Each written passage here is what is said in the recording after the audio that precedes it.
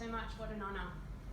Tonight I'm going to talk to you from the perspective of a patient about the impact lung cancer has had on my life, as well as share with you the strategies I use to cope with dealing with the fact that there was more to me than just my cancer. But first, who is Lisa Briggs? This is me. I'm multifaceted. I'm a wife to my amazing husband Kirk, a mother to AJ, who was 4 months old at the time of my diagnosis, and Jasmine, who was 3 years of age. I'm the only daughter to my parents Juliana and Forge. I'm a sister to 2 older brothers. I'm an osteopath, exercise physiologist, business owner, manager and work colleague, and a friend to so many. This is my life. It too is multifaceted. My son thinks it's cool to watch TV standing on his head, and my daughter thinks she's a princess. So that's the sort of stuff I have to deal with at home. I love to camp with my family in our cosy caravan, go for walks exploring with the kids, spend some time fishing, or just enjoy some time on the beach. I love my sport. I'm a basketball fanatic and a football enthusiast. Just don't hold it against me for being a Melbourne Demons fan. I'm passionate about living my life to the fullest and making a difference. This isn't something new. Ever since I was a child, I dreamt big. Whether that's challenging my brother to a hanging contest on the monkey bars or catching a fish bigger than me, I was a happy little Vegemite. It didn't matter how big or small the challenge was, I was always up for it. Once I graduated from uni, I didn't just want to be an osteopath. I wanted to be the best osteopath. I didn't just want any business. I wanted one that gave every person who walked through the doors the best possible treatment. At uni, I didn't just want a part-time job. I wanted one that offered opportunities, experience, and excitement.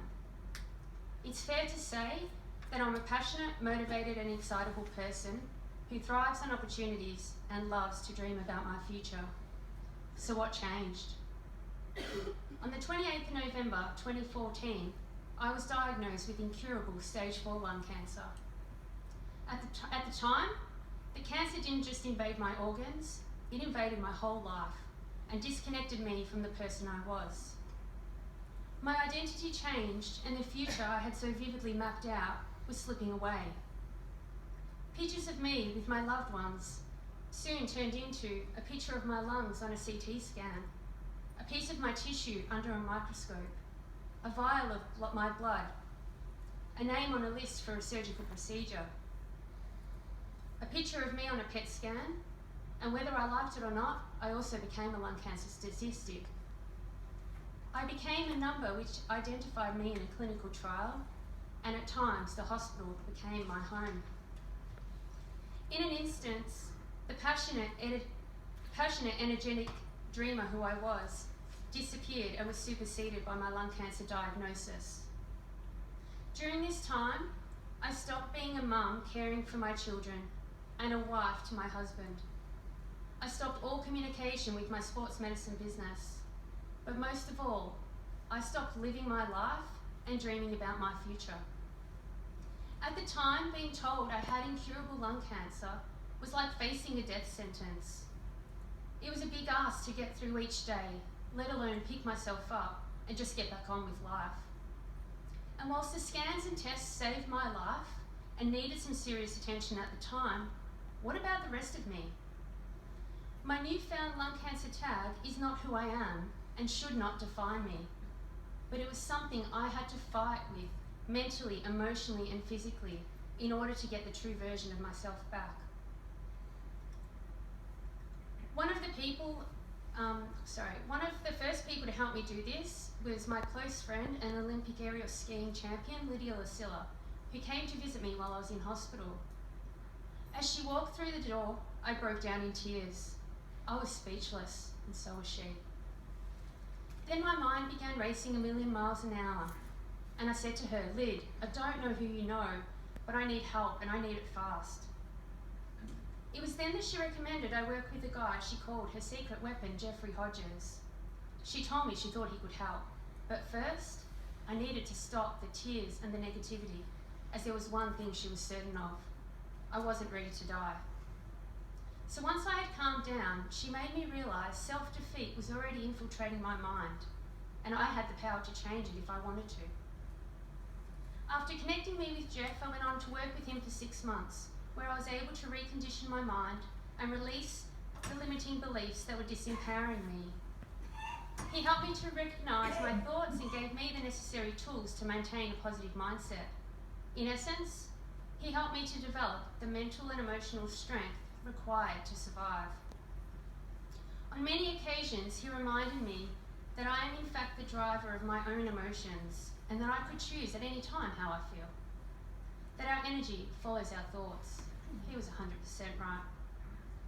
I spent hours visualising my future self and blowing out the candles at my 80th birthday, and many more hours visualising my daughter get married and my son celebrate his 18th birthday.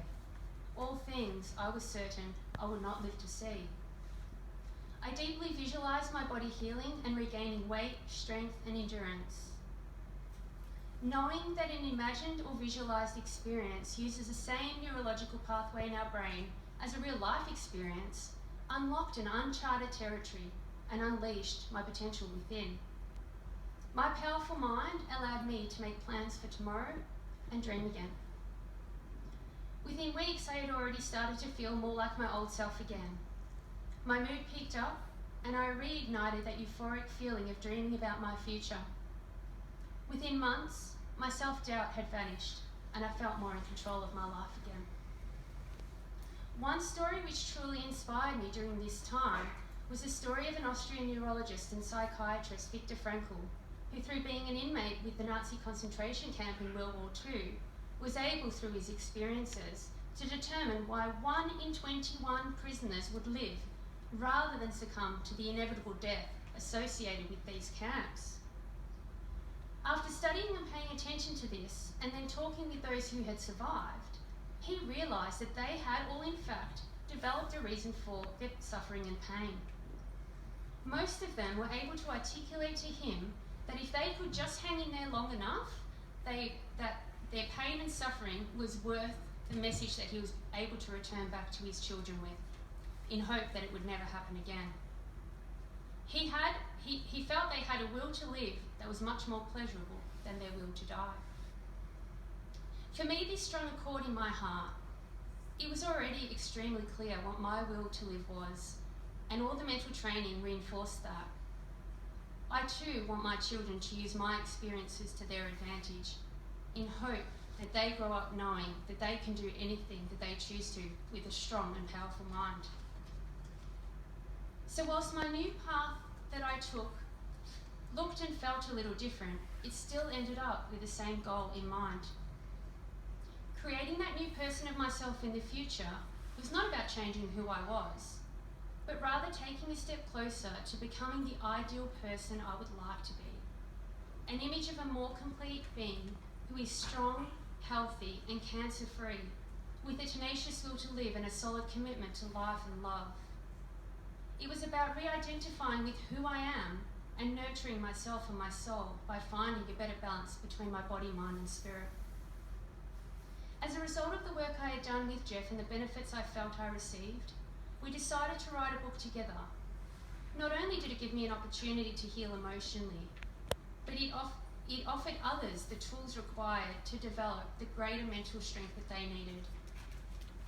For me, this program was a short-term commitment for a long-term investment and gave me results I never knew were possible.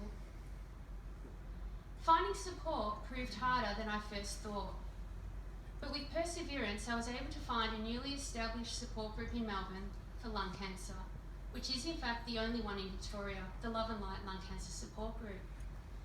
While I was able to find the support that I needed, it proved to be more difficult to find the support for my husband and my children. Given my son was only 4 months of age, he relied so heavily on me, and my daughter at 3 was at such an important age of development.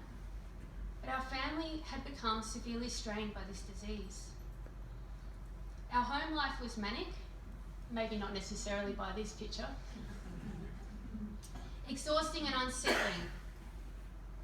That's not every day, that's just Sundays. Life became emotionally, mentally and physically challenging 24/7 for all of us. Each of the day-to-day elements that we often take for granted were compromised, and we were one person down. My husband Kirk had to now become the only income earner, as well as the comfort to our 4-month-old child and 3-year-old toddler, on top of caring for me physically, mentally and emotionally. Someone still had to do the household chores, prepare the meal, shop for food, and care for our children. As a result, we relied so heavily on the support from family and friends. Without it, I'm not really sure how we would have coped. Given my husband was an able-bodied, we were not eligible for home help, and support groups for carers are often held during the day, making it difficult for those who need to work.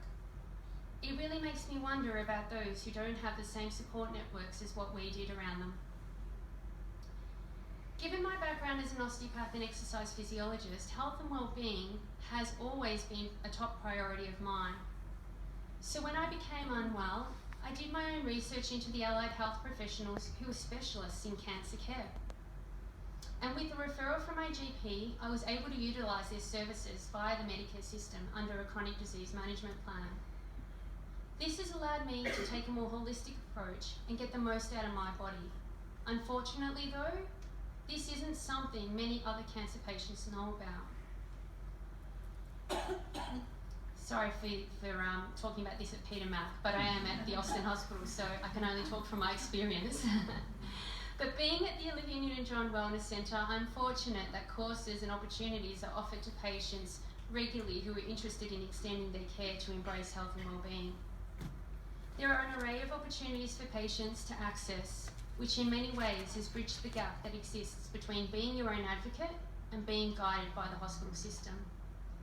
It has provided me personally with opportunities I may have not otherwise had, such as being involved in the mindfulness and meditation course and working with a dietitian. I also regularly exercise, partake in yoga, as well as see a Chinese medicine practitioner for acupuncture. The benefits I have received from these things has most definitely improved my quality of life. What I believe is missing in cancer care is a holistic understanding of the patient and identification of each of their puzzle pieces, then guidance towards managing this. In my opinion, there's no point having services that can help people if they don't know how to access them or know where to find them. At a time when your life is in chaos, there's nothing more unsettling than feeling like you're on your own, or that additional pressures are now pressed upon the carer or support person. So I pose this question to all of you. If cutting-edge technology and cancer treatment is becoming more personalised, why isn't the non-cancer related care? What I have learned from having a cancer diagnosis is that the disease is multifactorial and that every element and piece of the puzzle is just as important as the next. Unfortunately though, many people are left to be their own advocate, which in many cases can have negative implications, particularly if they choose to become isolated or allow their disease to define who they become, or if they do not have access to the appropriate resources and tools and personnel to help them navigate through the complexity of life after a cancer diagnosis. In my experience, I was fortunate enough to seek and utilise some amazing tools which allowed me to reconnect with the person I once was pre-cancer and fight my way back to find the true Lisa Briggs. And whilst my path will never be the same as what I had planned, what I have gained is more precious time with my family and a greater appreciation for life. Thank you.